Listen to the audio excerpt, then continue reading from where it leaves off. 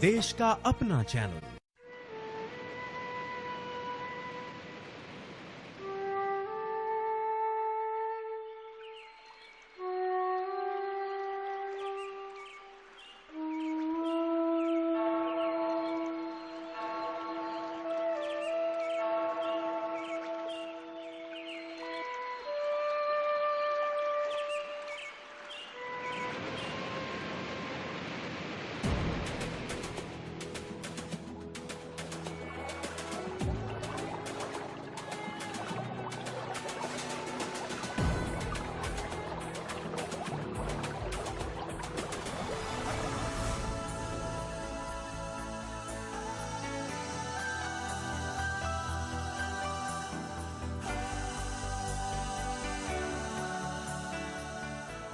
Namaskar and welcome to our program. Our guest today is the Vice Chancellor of the YMCA University of Science and Technology.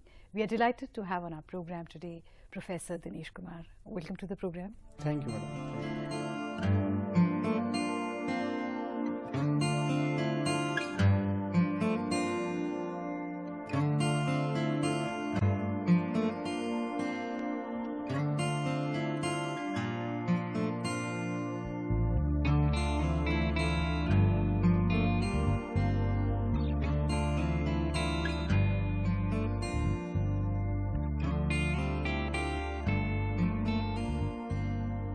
YMCA University, it's still in its nascent stage. Tell us something about this university. YMCA University, actually, it has got a long legacy. It started as a polytechnic college in 1969 with the Indo-German collaborative program. And since 1969, it was having a diploma program, 4-year diploma program, and was running very well. In fact, many of our alumni are placed so well. They are, top leaders either in the industries or in the administration. Many good students have achieved very high positions. But seeing this, what government thought that YMCA should be brought into the pool of state government somehow, because the quality was really good. And in 1993, I think they thought of, taking it to the state government. And in 1997, it became an engineering institute of the government.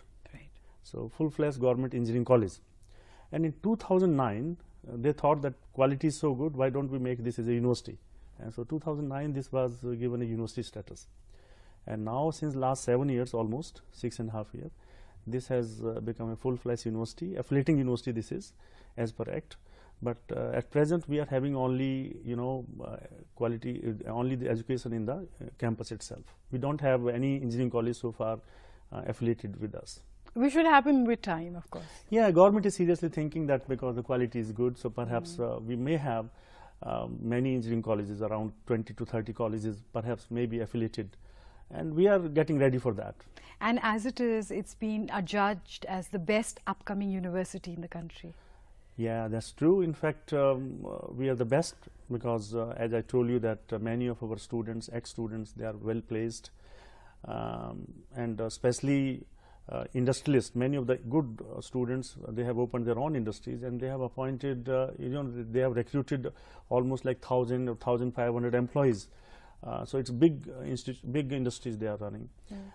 So that way it is one of the best university, and I'm sure. और ये तो तब की बात है जब ये university अभी नहीं थी, पॉलिटेक्निक था, तब भी इसका एजुकेशन का जो स्टैंडर्ड था वो इतना ऊंचा था। बिल्कुल आपकी बात बिल्कुल ठीक है। तब यूनिवर्सिटी नहीं थी, तभी इसका स्टैंडर्ड इतना अच्छा था। तो यूनिवर्सिटी बनने के बाद में हम उसी डायरेक्शन में काम कर रहे हैं कि इसको फर्दर बेटर बनाया जाए। और जो इसमें कमियां हैं, क्योंकि ये कॉलेज रहा, इसमें खासकर जो मेन जो ड्रॉबैक है यहाँ की रिसर्च और रिसर्च एंड डेवलपमेंट का जो काम है वो थोड़ा धीरे है, कम है, तो उसकी तरफ हम ज़्यादा अपने कदम बढ़ा रहे हैं। उसकी वजह क्या है? उसकी वजह है कि कॉलेजेस में नॉर्मली ये होता है कि टीचर सोचता है कि ठीक है, हमने पढ़ा दिया, बच्चे ने पढ़ लिया, डिग्री ले ली और नौकरी लग गई, बस खत्म हो गया। लेकिन यूनिवर्सिटी का मतलब मेरे ख्याल से अलग है। मैं मानता हूँ यूनिवर्सिटी में ऐसी चीज़ें निकलनी चाहिए, रिसर्च की चीज़ें आनी चाहिए जो हम समाज को, सोसाइटी को दे सकें। तो मेरे को उम्मीद है कि हम अब कुछ नए कोर्सेज अपनी यूनिवर्सिटी में स्टार्ट कर रहे हैं। अभी एमएससी प्रोग्राम नए अभी कर रहे हैं हम कुछ, और आने वाले समय में हम NAAC accreditation के लिए अभी बहुत जल्दी जा रहे हैं. We have already applied for that.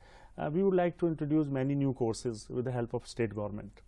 And I'm sure that this university will achieve further new heights. You joined as Vice Chancellor last year in 2015. Yes, I joined as Vice Chancellor on 4th of November 2015. And since then we have done many things, but still things are actually, taking little time, but I'm sure those things will be realized soon. And आपके बारे में कहा जाता है कि you're very hands-on and you're quite the mover and shaker. You want things done fast. So, what has your personal experience been so far? I don't know where you got this idea, this kind of thing from me. But it's true, isn't it? In fact, you're right to some extent because मेरी nature है somehow, मैं चुपचाप बैठ नहीं सकता. और मैं Kurukshetra university में यहाँ आने से पहले जहाँ प्रोफेसर था वहाँ भी लगभग 4.5 साल 5 साल के करीब मैं डायरेक्टर रहा UIT इंजीनियरिंग इंस्टीट्यूट का. वहाँ भी हमने बहुत सारी चीज़ें की. वर्ल्ड बैंक की ग्रांट से हम कनेक्ट हो गए वहाँ पर. बहुत सारी अपॉइंटमेंट की, बहुत सारी बिल्डिंग बनवाई, बहुत सारे नए कोर्सेज स्टार्ट किए. So yes you are right, the same kind of feeling still I have and I will try my level best कि YMCA में खासकर जहाँ ज़रूरत है ऐसी चीज़ों की, I'll do my level best. जब ये शुरू हुआ था YMCA पॉलिटेक्निक इंजीनियरिंग के लिए 69 में, तब यहाँ जर्मन टीचर होते थे. हाँ जी, हाँ जी. तो वो एक अलग ही स्टैंडर्ड था. उस स्टैंडर्ड को, टीचिंग स्टैंडर्ड को मेंटेन करना कितना आसान है, कितना मुश्किल है? देखो वो बात तो ठीक है. उस टाइम इंडिया इंडिपेंडेंट जस्ट हुआ ही था और टीचर्स की यहाँ कमी थी, तो जर्मनी से बहुत बढ़िया टीचर्स यहाँ आके पढ़ाते थे. और ये जो इंजीनियरिंग इंस्टीट्यूट बनाया था या पॉलिटेक्निक कॉलेज बनाया था वो इसी मकसद से बनाया था कि इंडिया में टेक्नोलॉजी के ट्रेन मैन पावर जनरेट की जाए. लेकिन उसके बाद धीरे धीरे इंडिया में अपने इंजीनियरिंग इंस्टीट्यूट IITs और बहुत सारी ऐसी चीज़ें आ गई कि उसके माध्यम से हमें बहुत सारे अच्छे टीचर्स अब मिलने लगे हैं यहाँ पर. तो ये बात नहीं है कि जो पहले जर्मनी के टीचर्स थे तो उस तरह के टीचर नहीं हैं, ऐसा नहीं है.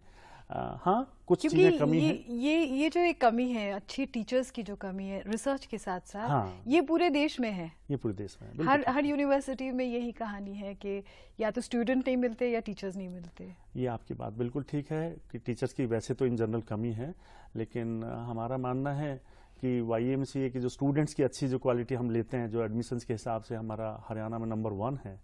हरियाणा छोटा स्टेट है, बहुत बड़ा स्टेट नहीं है, लेकिन फिर भी we are number 1 after NIT. तो मेरे को ऐसा लगता है कि आने वाले समय में YMCA बहुत इंपॉर्टेंट रोल प्ले करेगा इस डायरेक्शन में कि अच्छे टीचर प्रोड्यूस करने के लिए भी हम बहुत इंपॉर्टेंट रोल प्ले करने वाले हैं. So what is it that you offer the teachers? We have started a PhD program in all branches of engineering. Right. पहले यहाँ पर PhD नहीं होती थी और धीरे धीरे PhD जब करेंगे टीचर्स जो हमारे स्टूडेंट्स हैं MTech के बाद में, तो वो अच्छे इंजीनियरिंग के जो टीचर हैं, क्योंकि यूनिवर्सिटी अच्छी है तो उस तरह की वैल्यूज़ को हम उनमें इनकलकेट करेंगे. एंड आई एम श्योर कि जो इंजीनियरिंग कॉलेज में टीचर्स की जो कमी अभी है वो पूरी होगी. एक जो बड़ी समस्या आती है, पहली बात कि साइंस एंड टेक्नोलॉजी की तरफ बच्चों का कम ध्यान जाता है, और जब जाता है and they graduate, there is the brain drain, people move towards the west. तो इस तरफ आप लोग क्या कदम उठा रहे हैं? ये बात बिल्कुल आपकी ठीक है कि ब्रेन ड्रेन होता रहा है. आप खुद भी चले गए थे? मैं खुद भी चला गया था, लेकिन मैं पढ़ने गया था खाली, और पढ़ के वापस आ गया और बीच बीच में जाता रहता हूँ, फिर आता रहता हूँ. लेकिन मेरा मानना है कि अब इंडिया एक ऐसी स्टेज पर पहुंच चुका है, हमारे prime minister Modi is doing so well. सब लोगों को लग रहा है कि इंडिया एक आने वाले समय में बहुत बड़ी पावर बनने वाला है. तो अगर आप बाहर अभी दूसरे देशों में जाएं तो वहाँ आपको फीलिंग ये नज़र आएगी. इंडियंस जो वहाँ पे सेटल्ड हैं वो सब कहते हैं कि यार हमें कोई रास्ता बताओ कि इंडिया में आके हम भी सेटल हो जाएं. तो एक जरूर भावना चेंज हो रही है ऑल ओवर वर्ल्ड कि India is upcoming country, so why should we miss this bus. तो मेरे को उम्मीद है कि जो ब्रेन ड्रेन है वो तो अब बहुत कम हो जाएगा, बहुत लोग यहाँ काम करेंगे. और आप देखना कि इंडिया में इतनी अपॉर्चुनिटीज होंगी कि लोग इंडिया में रहना चाहेंगे. और ये जो अब नए इनिशिएटिव्स शुरू किए गए हैं, digital India, make in India, इसका कुछ फर्क पड़ेगा आपको लगता है? बिल्कुल फर्क पड़ेगा. मैं इसमें बताता हूँ कि YMCA भी बहुत इंपॉर्टेंट रोल प्ले कर रहा है. हमने डिजिटल इंडिया की बात को ध्यान में रखते हुए हमने सोचा कि YMCA एक यूनिवर्सिटी है जिसका कि समाज के लिए भी कुछ रिस्पॉन्सिबिलिटी बनती है.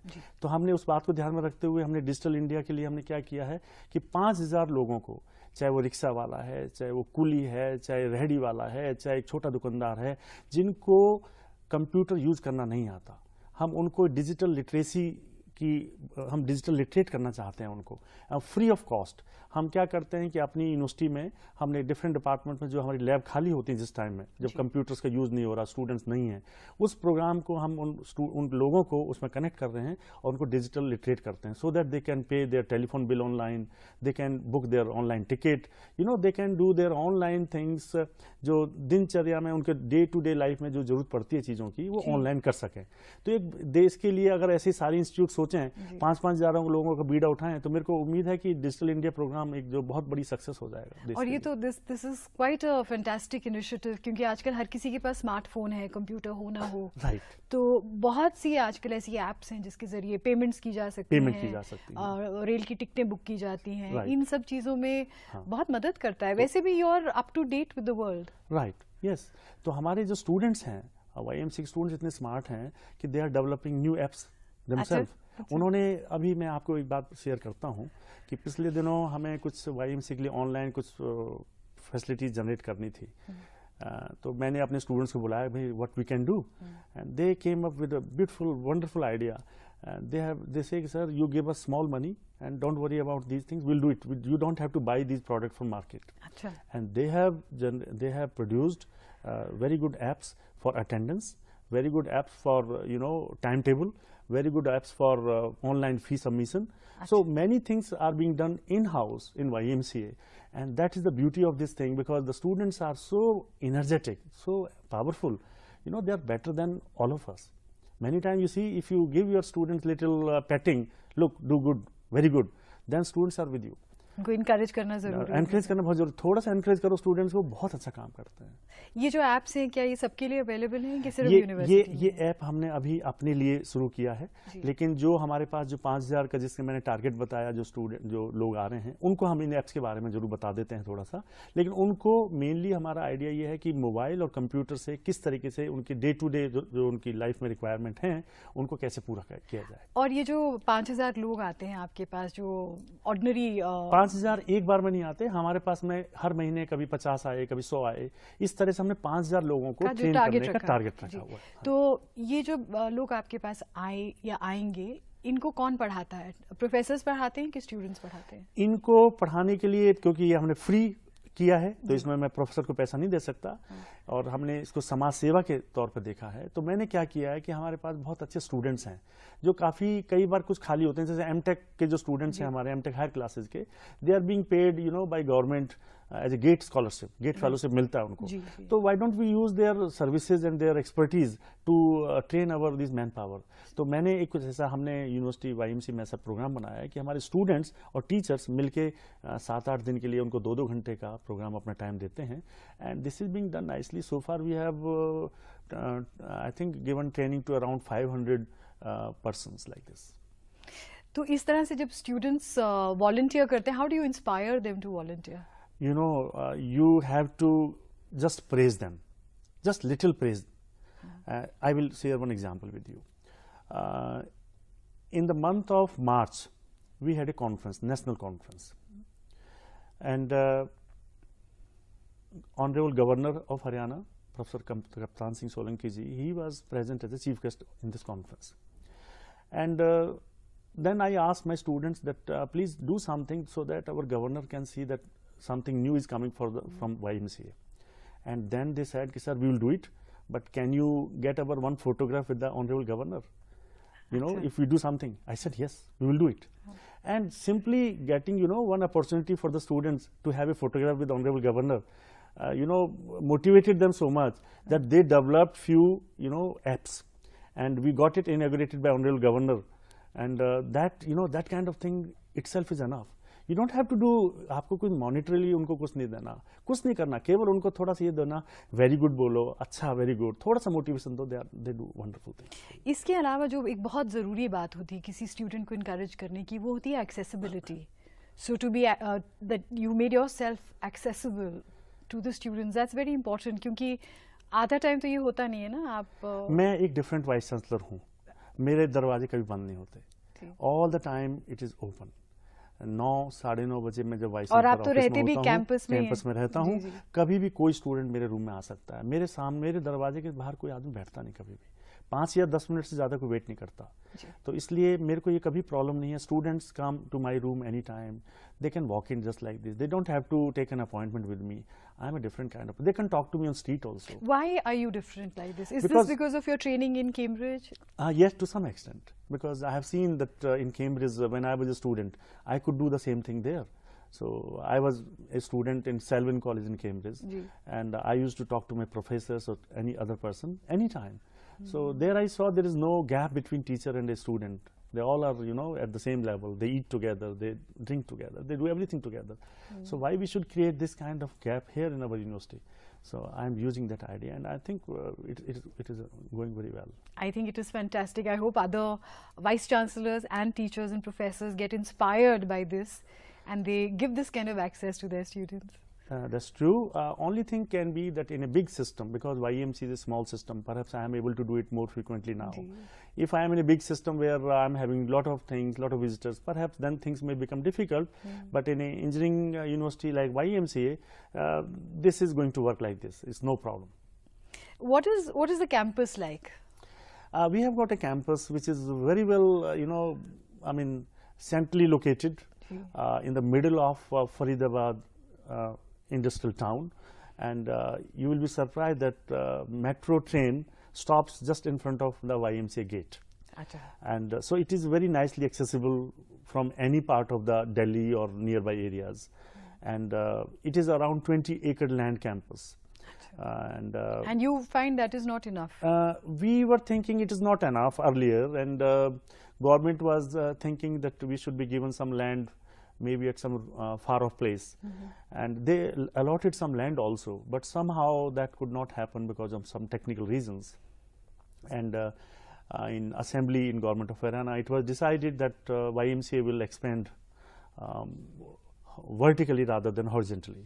So we were also quite, you know, happy with the idea that because this is centrally located place, so using this locational advantage rather than, you know, going to a far off place and not developing, we thought of why not. So we have decided that we will construct our buildings vertical, like, you know, in other countries, like in US if you go, only 5-acre land is enough to run a university. In Singapore if you go, like few acre of land is enough to run a university. So we are of the idea that why not, we can also do it here. कई बार ऐसे होता है vertical growth में, जो horizontal growth में जो जैसे playgrounds हैं या एक्स्ट्रा करिकुलर एक्टिविटीज़ के लिए जो जगहें हैं वो सैक्रिफाइस हो जाती हैं. आपकी बात ठीक है, लेकिन हमारे पास 20 एकड़ लैंड काफ़ी है. उसमें से यदि हम जो प्लेग्राउंड के लिए और सारी चीज़ों के लिए जगह रखें, उसके बाद भी हम ये कर सकते हैं. So you're ensuring we are ensuring that our playground is intact, it is not damaged or destroyed. It should be kept, and still we would like to construct buildings and residences and hostels, you know, as multi-story buildings, and we would like to develop the campus, you know, in a nice way. We are in the process of developing a master plan, which will, you know, be ready within few months, and that master plan will be like Vision 2050. It is not a short vision program, because we have to see, you know, at a long distance, and long-term plan. So we are going to develop the university very nicely as per that plan. इतना beautiful इसका campus है, and you're saying that you have very strict admission policy ताकि आपके पास अच्छी quality की students आएं. तो उसमें जो pass percentage का गड़बड़ होती है जहाँ बच्चों को admission नहीं मिलती है, उसका क्या हिसाब किताब है? बच्चों को एडमिशन मिलना तो देखो वही है, आपको टॉपर लिस्ट में आना पड़ेगा. YMCA का समहाउ हरियाणा में नंबर 1 होना अपने आप में ये कहता है कि सभी को एडमिशन नहीं मिल पाएगा. हमारे एडमिशन्स हरियाणा स्टेट की जो टेक्निकल सोसाइटी है उसके थ्रू, सेंट्रल काउंसलिंग के थ्रू होते हैं. तो एडमिशन मिलना वाकई में टफ है, लेकिन जो पास परसेंटेज है उसमें नॉर्मली 90-95% रिजल्ट हमारा रहता है at the end of the day. Few students do not qualify, are not able to do it just because of some reasons, either they are not well or they do some problem. But otherwise, our, you know, results are declared in time and pass percentage is good. So and what about placement? Placement is very good. In fact, YMCA is the only institute or university, I will say, जो engineering के area में जो हरियाणा में, मतलब apart from NIT, where almost placement is 100%. Because whosoever is qualified, यदि किसी की degree नहीं होती तो बात अलग है, otherwise whosoever qualify and is eligible for placement, they get jobs. And one of the important things in placement, especially with your temperament, is that besides bookish knowledge, there has to be hands-on experience. तो उसके लिए आप क्या कर रहे हैं? बहुत बढ़िया बात आपने कही है। YMCA एक ऐसी यूनिवर्सिटी है कि जहाँ पर, क्योंकि मैंने बताया 1969 में जब इंडो जर्मन प्रोजेक्ट की तरह जब स्टार्ट हुई थी, YMCA कॉलेज जब स्टार्ट हुआ था, यहाँ पर जो वर्कशॉप जो बनाई थी, मैकेनिकल इंजीनियरिंग की वर्कशॉप, बहुत स्ट्रॉन्ग वर्कशॉप बनी है। मेरे ख्याल से किसी भी इंजीनियरिंग इंस्टीट्यूट में आपको इतनी बड़ी वर्कशॉप नहीं मिलेंगी जितनी YMCA में बनी है। It's a huge workshop and everyone gets opportunity to work independently on the equipment. ये नहीं है कि 5 बच्चे एक ही इक्विपमेंट पर खड़े हुए हैं और देख रहे हैं, एक काम कर रहा है 4 देख रहे हैं, ऐसा नहीं है। Everyone does work by themselves, खुद अपने हाथों से काम करते हैं। मैं आपको एक छोटी सी बात शेयर करूंगा। अभी पीछे कुछ स्टूडेंट्स अभी एक प्रोजेक्ट बना रहे थे, वो टाइम बाउंड प्रोजेक्ट था उनका। एक ऑल टेरन व्हीकल, उन्होंने एक मोटर व्हीकल बनाया था। उसमें कुछ लड़कियां थी, 30 स्टूडेंट्स उसमें काम कर रहे थे उस प्रोजेक्ट में, और टाइम बाउंड था। So you will be surprise to hear that this the kind of work the students were doing. मेरे घर के सामने ही एक छोटी सी वर्कशॉप बनाई थी उन्होंने, रात को जहाँ काम करना है, रात को 2 बजे भी students at 2 o'clock in the night, even girls, boys, they used to work, and I used to be so surprised कि क्या हो रहा है।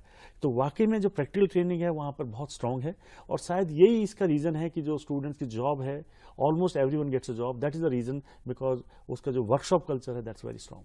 तो जो बच्चे हैं वो पढ़े गुढ़े माने जाएंगे, पढ़े और गुढ़े, बिल्कुल। तो खाली बुकिश नॉलेज नहीं है, they also have practical experience, practical knowledge.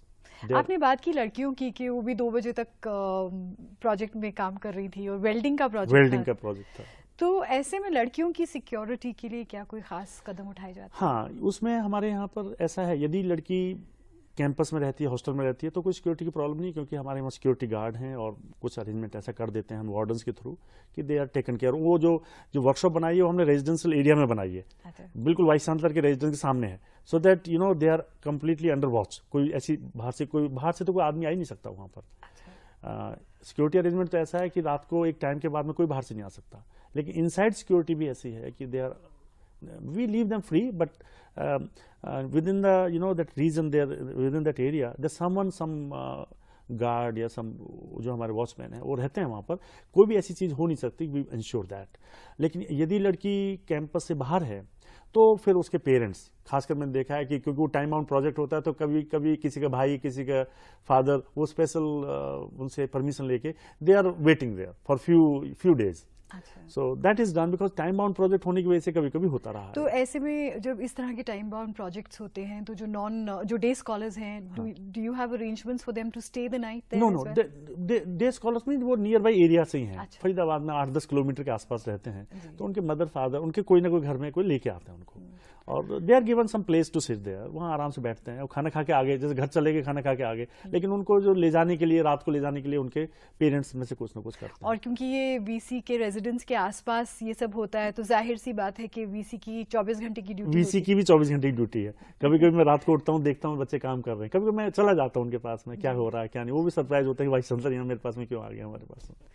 लड़कियां क्या इंजीनियरिंग की तरफ बढ़ रही हैं, आपको लगता है? हाँ, YMCA यूनिवर्सिटी में तो basically let me tell you, YMCA university ऐसी है, वो वुमेन यूनिवर्सिटी हो गई ऑलमोस्ट। वहाँ टीचर्स भी मोर देन 50% वुमेन है, और स्टूडेंट्स भी मोर देन 50%। या तो ये कहो कि जो क्वालिटी स्टूडेंट्स वही आते हैं, तो लड़कियां ऊपर आने लगी हैं, आपको पता ही है जी।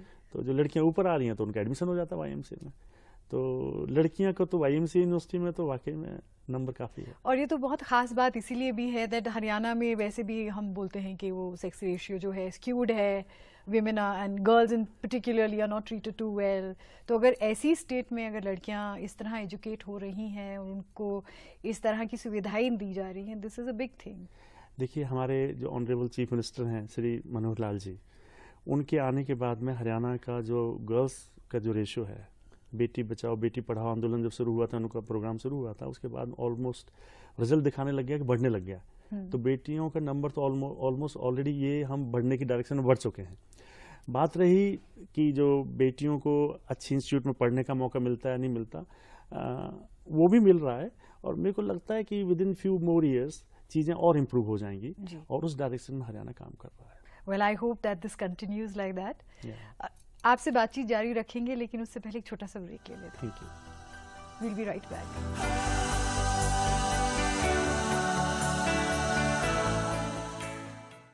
मुझे पढ़ना पसंद था, मगर हमारे गांव में स्कूल 10वीं पे आके खत्म हो जाता था। पर मेरे बाबा को ये मंजूर नहीं था। वो मेरे लिए एक कंप्यूटर ले आए। अब मेरा विकास मेरे गांव के विकास तक सीमित नहीं था। इस कंप्यूटर के जरिए मैं दुनिया भर के टीचर्स और साइंटिस्ट से घर बैठे सीख सकता था। मेरा दुनिया बदलने का सपना अब एक सपना नहीं, एक ऐसा सच है जिसे मैं हर पल जीता हूँ।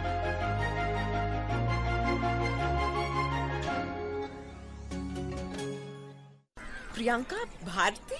हाँ। ए शारदा, विमल, हरिया, सब इधर आओ।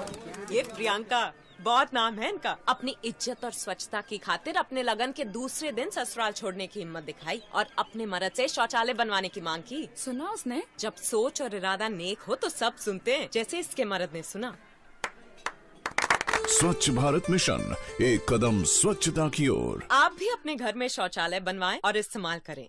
जहाँ सोच वहाँ शौचालय। बच्चों, जवाब ठीक से देना और सफाई के 10 नंबर होंगे। चौंकिए मत, डेंगू और चिकुनगुनिया से बचने के लिए ये जरूरी है।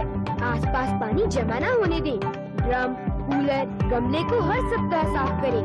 प्लास्टिक के कप व नारियल की खोल जैसी चीजों को इधर उधर न फेंकें, क्योंकि डेंगू और चिकुनगुनिया का मच्छर साफ पानी में पनपता है। मच्छरों के काटने से बचें। बुखार में पैरासिटामोल लें, एस्पिरिन हरगिज न लें। इस बार तो बच्चों ने हमें ही पास कर दिया। और सफाई के नंबर 100 में से 100। हाँ।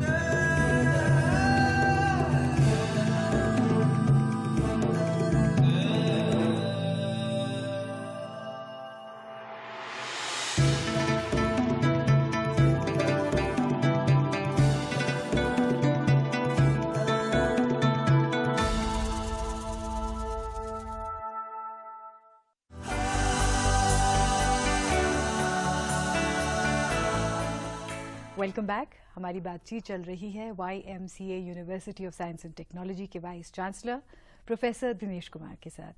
प्रोफेसर साहब, कुछ बात आपकी पर्सनल लाइफ की जाए। सबसे पहले तो मुबारकबाद for receiving the Homi Bhabha award for science and technology. Thank you very much. And you're the first scientist and vice chancellor in Haryana to receive it. Yes, That's in Haryana. historical. Yes, in Haryana. Yes, yes. वो अपने आप में एक बहुत बड़ी बात है। हाँ जी. Yes. And so you are now in glad company. What did you receive the award for? In fact, this award is actually overall contribution towards your research, what you have done in over the years. And this was given to me on the occasion of Indian Science Congress Association meeting in Mysore this year. 103rd conference. In 103rd Indian Science Congress meeting. And this has been given basically your contribution in the research, what kind of work you have done in microelectronics and semiconductor area. And overall research. It is not only for one particular problem. Whatever work has been done, it is assessed, and this whole thing has been done on the basis of that. How did you come into this field of microelectronic engineering, semiconductors? Yeah, as I told you that after doing my MSc from Kurukshetra University and MPhil, I was awarded Commonwealth Scholarship by Association of Commonwealth Universities, England. Achha. This is also a rare distinction, and this happened, I think they select around 25 students from all over India per year. At that time they used to select 25 students, and I was one of them. And I got This was in 84? This was in 1990. 1990. Yes. Okay. And this award was given to me for 1 year program in the beginning, and the program was MPhil in Microelectronics Engineering and Semiconductor Physics. Achha. And this MPhil program was being conducted by Cavendish Lab you know Cavendish Lab, world famous lab, Cavendish Lab and Engineering Department of Cambridge University. So जैसे ही मैंने ये complete किया course, मैं चाहता था PhD भी किस तरह की जाए, तो मैंने दोबारा अपने वहाँ प्रोफेसर से बात की, तो उन्होंने कहा why don't you start your PhD also here. So that was the beginning of this whole field, that I started doing my research also in the area of semiconductors, devices. Why did you choose semiconductor and devices? Because normally लोग engineering करते हैं, mechanical engineering की तरफ जाते हैं या chemical engineering की तरफ जाते हैं. मेरा फील्ड MSc फिजिक्स था. MSc फिजिक्स में एक सब्जेक्ट है electronics as one of the specialisation. अच्छा. तो MSc फिजिक्स का जो इलेक्ट्रॉनिक्स स्पेशलाइजेशन था, उसको ध्यान में रखते हुए नेचुरल चॉइस यही था कि सेमीकंडक्टर फिजिक्स वो फिजिक्स ही है. But then later on it became more towards engineering. I started my degree as a physics, as a science student, but finally I ended up in doing my degrees in engineering also. So मेरा मैं तो 3 master degree किया है. MSc physics किया, फिर MPhil physics किया, फिर MPhil micro electronics engineering किया कैवेंडिश लैब से. आप एक डिग्री से सेटिस्फाइड नहीं थे या नहीं, वो बाई चांस अपने आप होता रहा, अपने आप एक के बाद एक अपॉर्चुनिटी मिलती रही, करते रहना पड़ा. तो this is part of life, ऐसे ही चलता रहता है. इनफैक्ट कहीं ये डेस्टिनी का भी खेल है, क्योंकि how you came into MSc is also in itself a story. True, yes. That's also story.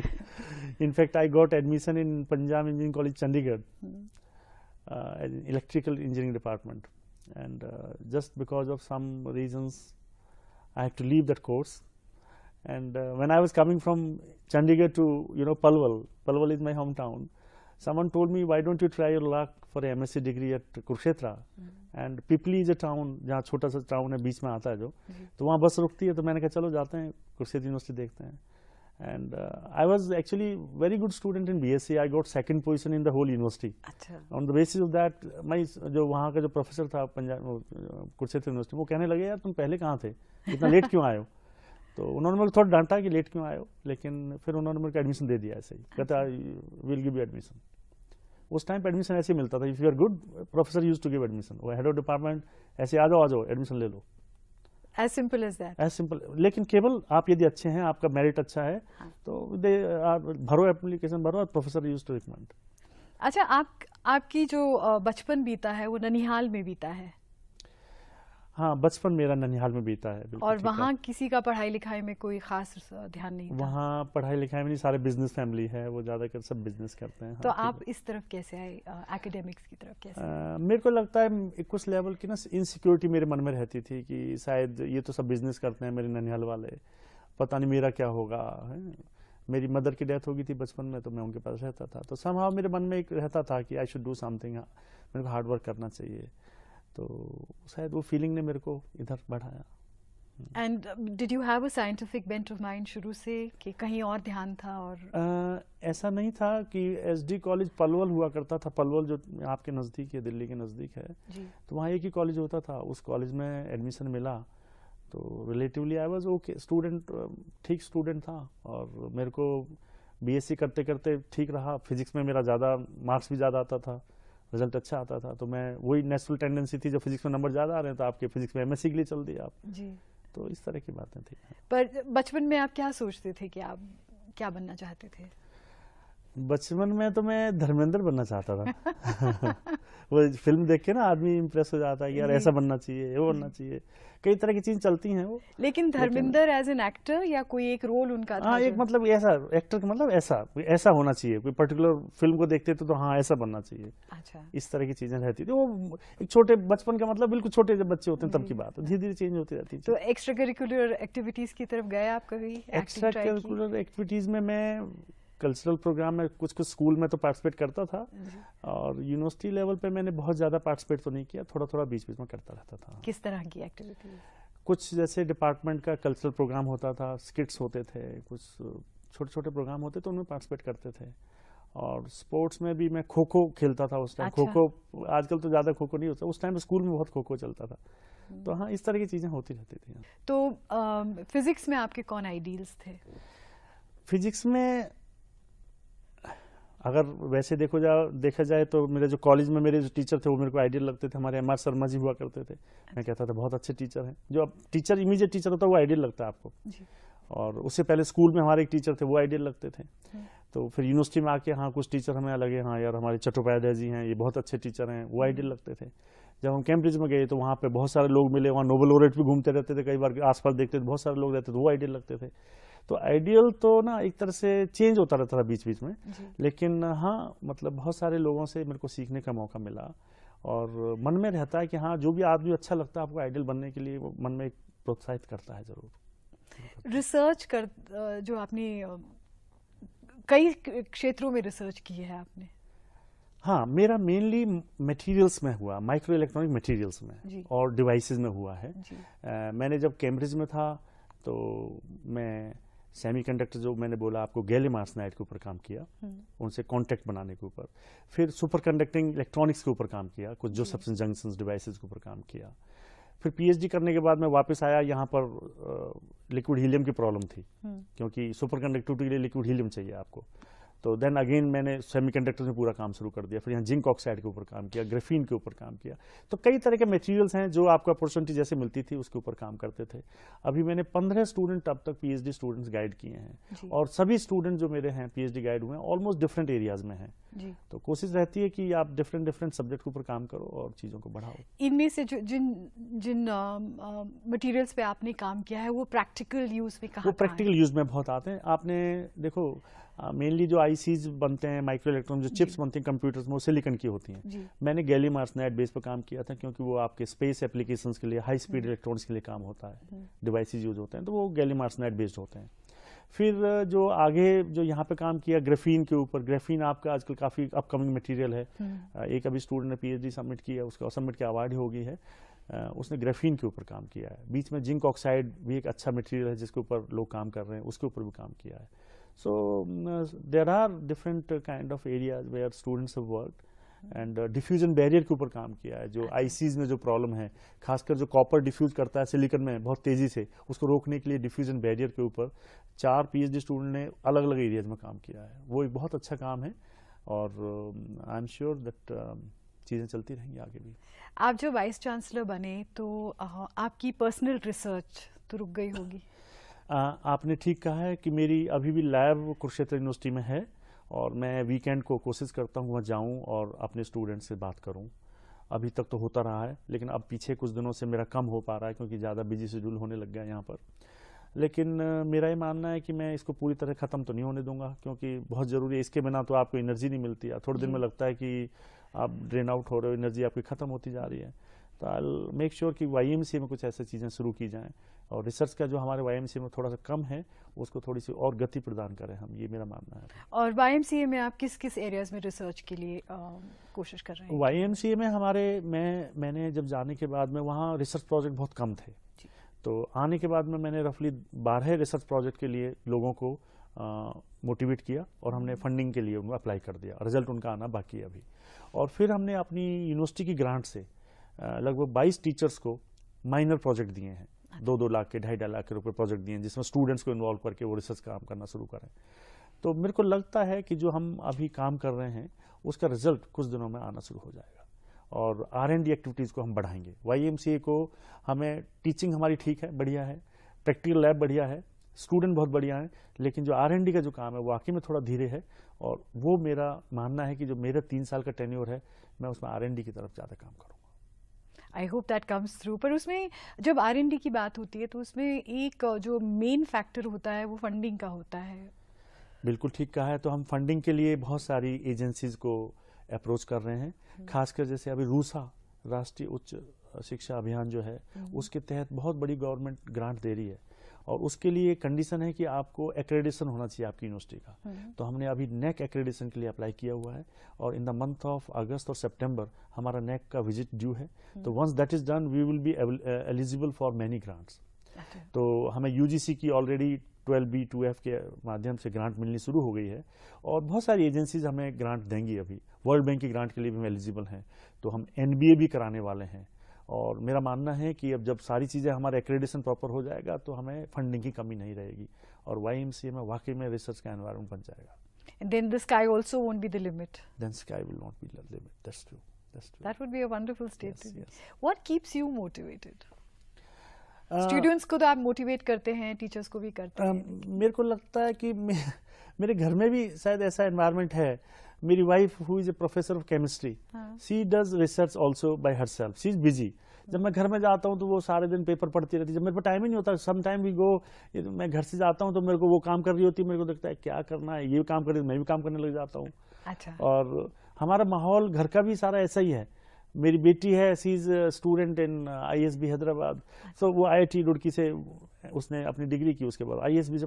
तो हमारे घर का माहौल ऐसा है कि सब एकेडमिक्स का चलता रहता है, तो मेरे को लगता है कि एक दूसरे को देख के मोटिवेशन लेवल बढ़ता रहता है। तो एकेडमिक्स के अलावा किसी और चीज़ में ध्यान नहीं है?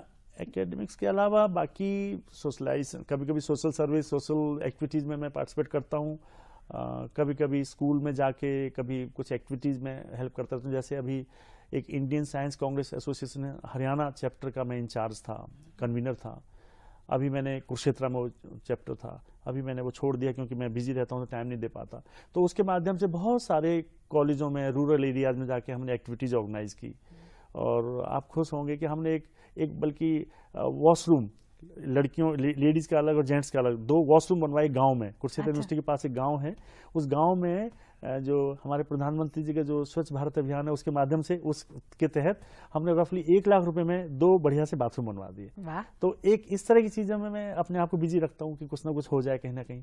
या स्कूल में कभी रूरल स्कूल में जाके कुछ लेक्चर देना, बच्चों को साइंस के प्रति प्रोत्साहित करना, इस तरह की चीज़ों में मैं लगा रहता था पीछे। तो बच्चों में एक साइंटिफिक टेम्पर डेवलप हो, उसके लिए भी आप कुछ कोशिश करते हैं? उसके लिए हमने पीछे हमने हमारे जो यूनिवर्सिटी के स्टूडेंट्स थे उनका ग्रुप बनाया कि भाई गांव में हाइजीन की बहुत प्रॉब्लम होती है। आप विश्वास करोगे, गांव में कई बार बाथरूम में जाए तो हाथ धोने का कोई जरूरत नहीं समझता। तो हम उनको बताते थे भाई हाइजीन क्या है, कैसे, उनका मतलब उनको पता नहीं। कई बार गांव में सब चीजें बढ़िया करते हैं, कई चीजें उनको शायद अनजाने जाने में पता नहीं होता। तो हमने एक अपना ग्रुप ऑफ स्टूडेंट बनाया और एक दिन के लिए हमने कहा कि उस गांव में जाएंगे और गांव में जाके उनसे चाय पियेंगे, खाली बात करेंगे या पिलाएंगे चाय उनको। तो हम बैठे बैठे बातों बातों में हमने बहुत सारी चीजें चाय पे चर्चा करते रहे। तो उनको बहुत सारे लोगों को समझाया और उनको अच्छा लगा। और उनके साथ में कुछ नाटक, जैसे बच्चों ने कुछ नाटक वो किया, कुछ नुक्कड़ नाटक टाइप की, उस नुक्कड़ नाटक के माध्यम से उन्होंने गांव के लोगों को थोड़ा इन्वॉल्व किया अपने साथ में। और मेरे को अच्छा लगा कि ऐसी चीज़ों से वाकई में एनवायरनमेंट जरूर चेंज हो रहा है। एनवायरनमेंट तो चेंज होता है, लेकिन जो एक साइंटिफिक टेम्पर होता है कि लोगों का ध्यान साइंस और टेक्नोलॉजी की तरफ जाए, बच्चे चाहें कि वो इन फील्ड्स में आए, उसकी तरफ भी आप लोग कुछ कर रहे हैं? हाँ, वो जो हम जो लेक्चर स्कूल में कराते हैं, जो हमारे साइंटिस्ट हैं, जो अच्छे अच्छे साइंटिस्ट जो अच्छा लेक्चर दे सकते हैं हिंदी में, खासकर जो कनेक्ट करें बच्चों के साथ में, हम उनको लेके जाते थे और उनको थोड़ा सा पैसा हम थोड़ा सा खर्च देते थे। पर उनको मेन उसका ये था कि वो कैसे बच्चों को प्रोत्साहित करें, कैसे मोटिवेट करें। और वो हुआ काफ़ी, उसका फ़र्क नज़र आया मेरे को। कुछ कई स्टूडेंट्स में अप्रोच करते थे लैब, वो हमारी बीच में जैसे स्कूल में स्टूडेंट है उसको लैब कभी देखने को नहीं मिलती, हम यूनिवर्सिटी में ले आते थे उनको एक दिन के लिए और सारा दिन यूनिवर्सिटी में उनको मस्ती कराते थे। मस्ती में उनको सारी लैब दिखा देते थे। उनके मन में फीलिंग आती थी यार यूनिवर्सिटी देखो ऐसी होती है और मैं जब बड़ा होऊंगा तो मैं यहाँ पढ़ने आऊँगा।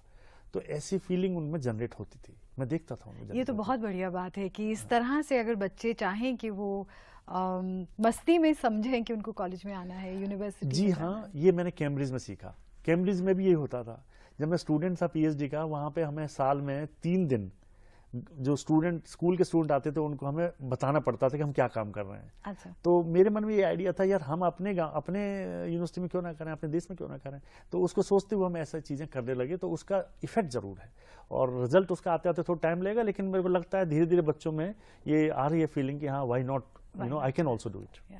और ये बहुत सुंदर पहल है अगर बच्चे इसको फॉलो करें। हाँ जी, बिल्कुल। आप कैम्ब्रिज की बात करते हैं, आप वहाँ एज अ स्टूडेंट गए, सेल्बर्न कॉलेज में पढ़े आप।